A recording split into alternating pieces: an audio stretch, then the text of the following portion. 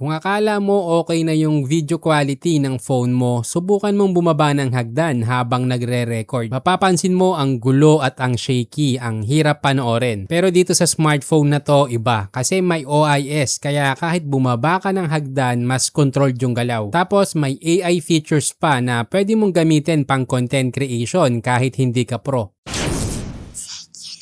Sa price range na around 20k, ang kadalasan tanong lang naman talaga ay simple, sulit ba at tatagal ba? Ngayon dito pumapasok itong bagong Tecno Camon 50 Ultra 5G. Hindi siya basta camera phone lang, ang positioning niya talaga is pang content creator, AI user at long-term use. So ang tanong ngayon, worth it ba siya para sa usage mo? Simulan muna natin sa design. Curve yung display, malinis yung likod at hindi mukhang budget phone. Yung camera module medyo premium ang dating, tapos komportable din sa kamay kahit medyo malaki. Dahil 7.75mm lang yung kapal. Kaya isa siya sa pinakamanipis at magaan sa price range niya. Ramdam mo agad to pag hawak mo, lalo na kung galing ka sa mas makapal na phone. Mula sa design, lipat naman tayo sa display. 6.78-inch 1.5K AMOLED, 144Hz refresh rate, tapos peak brightness na nasa 4,500 nits. Ang advantage ng ganitong quality ng display pwede siya kahit pang outdoor. Yung 144Hz mapapansin mo to sa scrolling. Hindi siya kailangan ng lahat, pero once nasanay ka, mahirap nang bumalik sa 60Hz. Pero dito talaga lumalamang ang Camon 50 Ultra 5G, yung camera. Kung titingnan mo yung sample shots, makikita mo na consistent naman yung output niya sa iba't ibang situation. May 50 megapixel Sony main camera, kaya malinaw sa daylight, okay din yung kulay at hindi hirap sa detail kahit medyo gumagalaw yung subject. Pagdating naman sa low light, okay din yung performance niya. Hindi siya yung pinakamaliwanag sa lahat, pero nakakakuha pa rin siya ng usable shots kahit medyo madilim yung paligid. Malaking tulong din kasi yung AI processing para i-balance yung ilaw at detail. Kaya hindi agad nawawala yung clarity ng subject kahit night shots. Pagdating naman sa zoom, nandito yung 50 megapixel telephoto lens na kayang umabot ng 100 times. Eto real talk, pag max na yung zoom, hindi na perfect yung quality. Kasi normal naman yan sa kahit anong phone. Pero dahil may AI processing siya, kahit papano naaayos niya yung details at sharpness. Lalo na kung ang gusto mo lang naman ay makuha yung malayong subject. Sa video naman, ito yung isa sa pinaka-standout para sa Tecno. Kaya niya mag-record ng 4K at 30fps, both rear at selfie camera. Dahil nga may OIS, kahit bumababa ka ng hagdan, controlled yung movement at hindi basta nagugulo yung frame. Hindi siya yung aalog kada galaw. Madali ring sabihin na under 20k, isa to na may magandang stabilization. Kaya kung simpleng naglalakad ka lang habang nagvi-video, mas smooth at mas maayos tingnan yung output. Kahit handheld lang at walang extra gear. So kung gagamitin mo siya sa travel vlog, street shots o kahit random clips lang habang nasa labas ka, kaya niyang sabayan without too much effort. Dagdag pa, may 8 megapixel ultra wide at 50 megapixel selfie camera. Kaya malinaw din kung mahilig ka sa selfie o vlog style content. Pero yung pinaka-interesting dito, hindi lang megapixel. Meron din siyang flash snap. Ibig sabihin kahit gumagalaw yung subject, kaya niyang i-capture ng maayos. Meron ding AI auto zoom na automatic niyang ina-adjust yung zoom at framing base sa subject mo para hindi mo na kailangan mano-manong ayusin yung shot. Malaking bagay ito lalo na kung tamad kang mag-edit. Dagdag pa, may live photo at 3D photo features na pwede mong gamitin pang social media content. Andyan din yung AI art gallery kung saan pwede mong palitan yung background ng photos mo ng mabilis. Hindi lang yon, marami ka pang effects na pwedeng gamitin para mas maayos at mas engaging tingnan yung shots mo. Kaya kung mahilig kang gumawa ng reels, TikTok o kahit simpleng memories lang, dito siya nagiging useful. At sa price range nito, eto na yung isa na may pinakamaraming AI features. Sa madaling salita, hindi ka lang kumukuha ng photo, may tools ka para i-enhance, i-edit at gawing content agad. Which is yun naman talaga yung tulong ng AI, yung mapabilis yung trabaho. Kaya kung content creator ka, malaking bagay ito. Pagdating naman sa performance, powered by Dimensity 7400 Ultimate. May Antutu score na around 972,000. Okay, hindi ito pang hardcore gaming pero kaya niya ang medium games. So kung Delta Force o kahit Car X Street, basta mid settings, okay siya. Pero kung heavy gamer ka, baka hindi ito yung pinaka-priority mo. Sa battery, may 6,500 mAh tapos may 45 watts charging. Malaki yung battery, so kaya niyan tumagal ng buong araw or kahit dalawa, lalo na kung mixed usage. Ito yung bihira rin sa ganitong presyo. May IP68, IP69 at IP69K rating. Ibig sabihin, hindi lang splash resistant. Pwede siya sa mga extreme conditions. May aqua mode din, so pwede kang mag mag-underwater photography, which is bihira mong makita sa ganitong presyo. Pero real talk, kahit may ganitong feature, mas okay pa rin na lagyan mo ng extra protection bago mo siya gamitin sa tubig. Bukod sa camera at performance, meron din siyang practical features na magagamit mo sa long term. May eSIM support, 8GB or 12GB RAM at storage na umaabot hanggang 512GB. Depende na lang sa'yo kung ano yung variant na pipiliin mo. Ngayon, para kanino to? Kung mahilig ka sa photography, gumawa ng content, gusto mo ng AI feature na usable, at gusto mo ng phone na pwede mong gamitin long term, eto pasok siya. Sa starting price na 19,999 pesos, ang binabayaran mo dito hindi lang specs. Binabayaran mo yung camera system, AI features at overall versatility. Well, hindi siya perfect lalo na sa extreme zoom at heavy gaming. Pero kung priority mo is content creation, AI tools at durability, dito siya nagiging sulit. Kung nalilito ka pa rin kung bagay ba sa'yo to, comment mo lang yung usage mo para matulungan kita mag-decide. Check mo na din yung link sa description para makita mo yung latest price at kung may sulit na promo ngayon. Kung gusto mo pa ng ganitong decision guide, like, share at mag-subscribe.